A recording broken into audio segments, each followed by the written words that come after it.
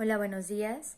Me dirijo a la Comisión de Auscultación para el nombramiento del rector o la rectora de la Benemérita Universidad Autónoma de Puebla del periodo 2021-2025.